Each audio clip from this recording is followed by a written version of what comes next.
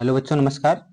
चलिए आज हम लोग समझेंगे इस वीडियो में लुई बिंदु संरचना के बारे में। एक छोटा सा टर्म है लुई बिंदु संरचना।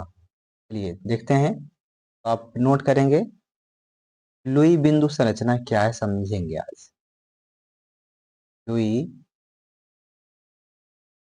बिंदु संरचना, ठीक है। तो बोलते हैं आप Lewis dot structure. Lewis dot structure, ठीक है। ये लुई बिंदु संरचना या लेविस डॉट स्ट्रक्चर्स क्या होते हैं, इसको हम लोग समझेंगे। तो आप ध्यान देना, किसी तत्व के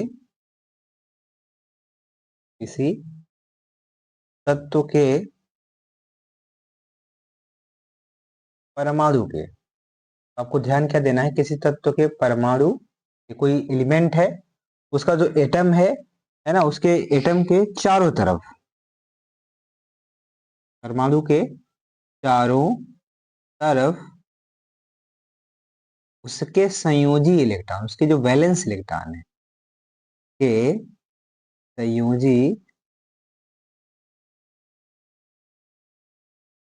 संयोजी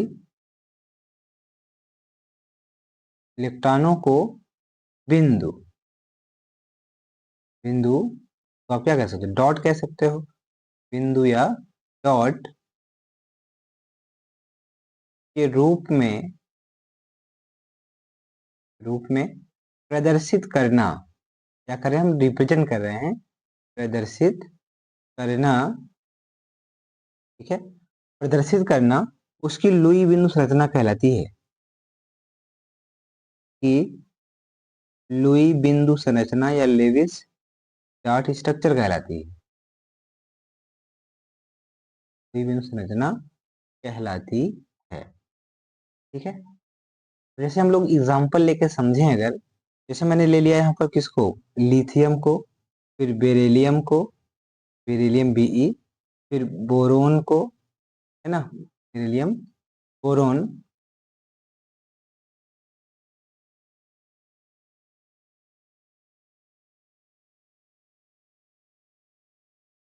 कार्बन को, नाइट्रोजन को, ऑक्सीजन को, फ्लोरीन को, नियॉन को, ऐसे हमने रिप्रेजेंट कर दिया। तो हमने लिथियम के पास उसके वैलेंस इलेक्ट्रॉन को हमने क्या किया, डॉट से व्यक्त कर दिया। ये होगा लिथियम का लेविस डॉट स्ट्रक्चर। बेरिलियम के पास मैंने दो डॉट बना दिए, बेरिलियम का लुई बिंदु संरचना या लेविस डॉट स्ट्रक्चर। ऐसे बोरान के पास हमने एक दो कितने बना दिए, तीन बना दिए, बोरॉन का लेविस डॉट स्ट्रक्चर। कार्बन के पास चार बना दिए गए, ये कार्बन का हो जाएगा लेविस डॉट स्ट्रक्चर। ऐसे नाइट्रोजन के पास कितने हो जाएंगे, फाइव हो जाएंगे, 1 2 3 4 5, है ना। ऑक्सीजन के पास कितने हो जाएंगे, ऑक्सीजन के पास हो जाएंगे 6। क्लोरीन के पास कितने हो जाएंगे, के पास हो जाएंगे 7, इसके पास कितने हो जाएंगे 7। नियॉन के पास कितने हो जाएंगे, नोबेल गैस है, के पास कितने हो जाएंगे आउटरमोस्ट ऑर्बिट में 8, ठीक है। इस प्रकार हम लोग क्या कर सकते हैं कि एटम के पास उसके वैलेंस इलेक्ट्रॉनों को हम क्या करें, एक डॉट के रूप में उसके चारों एटम के चारों तरफ लगा देते हैं। इसको बोलते हैं लुई बिंदु संरचना या लेविस डॉट स्ट्रक्चर। तो इनके पास जितने डॉट लगे होते हैं, डॉट ये बताते हैं इनके वैलेंस शेल में इतने इलेक्ट्रॉन्स प्रेजेंट हैं, है ना। एक चीज मैं बताऊं आपको कि जो अगर ऐसे आपको डॉट्स लिखा हुआ दिया गया है, तो आप डॉट्स अगर उनके पास 1 है 2 है 3 है या 4 है, उनकी वैलेंसी भी क्या होती है, 1 2 3 4 क्रमशः होती है। तो कहने का मतलब हम लोग ऐसे कह सकते हैं भाई, यदि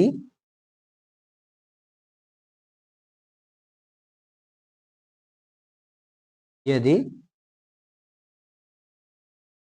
बिंदु की संख्या, बिंदु माने डॉट्स, बिंदु या तो डॉट्स ही लिखा गया है कभी कभी हिंदी में, ऐसे बिंदु या डॉट्स की संख्या संख्या 1 2 3 या 4 है ना, तब तत्व की संयोजकता, तत्व की जो वैलेंसी है, जो संयोजकता है, क्रमशः 1 2 3 या 4 होती है। ना, जितने इनके पास डॉट्स हैं, अगर 1 2 3 4 है, तो एक वाले के पास अगर उसकी वैलेंसी 1 होगी, 2 वाले की वैलेंसी 2, 3 वाले की 3, 4 वाले की 4, इस तरीके से हम लोग कह सकते हैं। ठीक है। यदि डॉट्स की संख्या या बिंदु की संख्या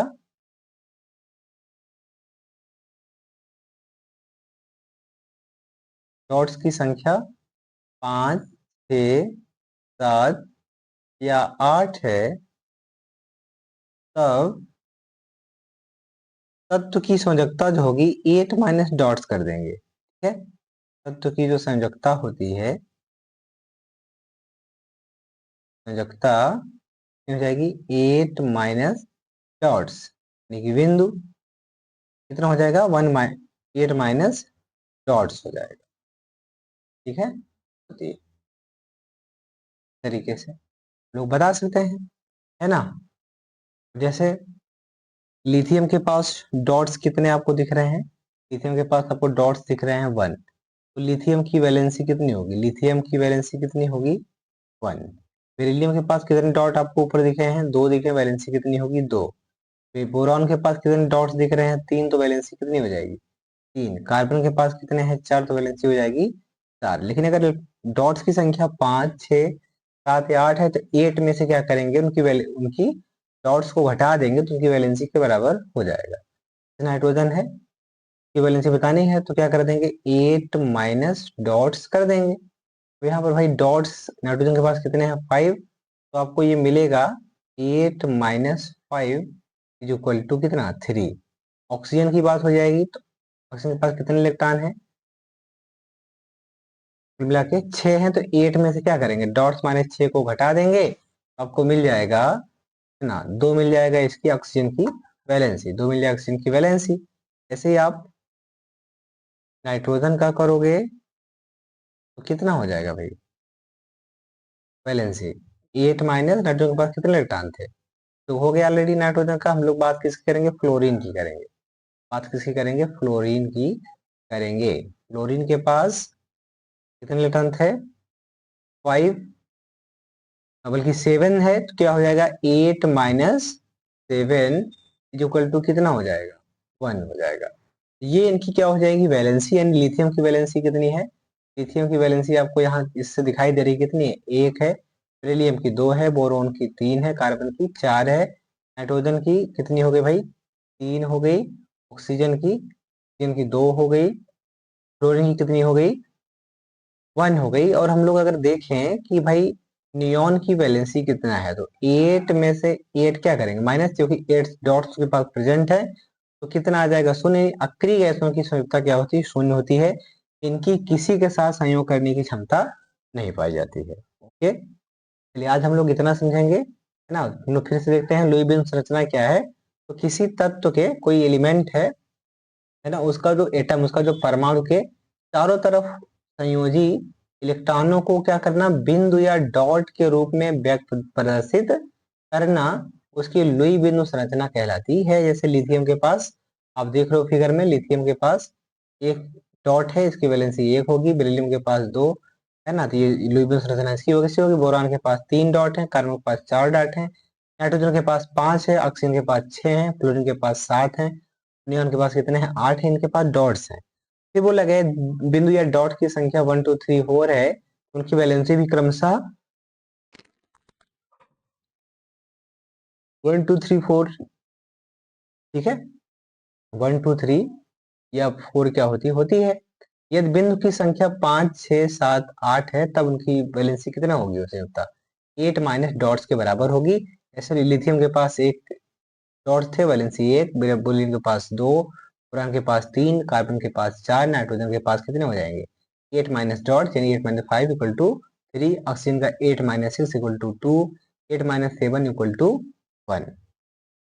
ठीक है, इस तरीके से हम क्या कर सकते हैं, उनकी वैलेंसी को डॉट्स के द्वारा बता सकते हैं। अगर नियॉन की बात की, नियॉन के पास भाई 8 डॉट्स थे, 8 में से आपने क्या किया 8 को माइनस किया, तो आ जाएगा कितना 0 आ जाएगा।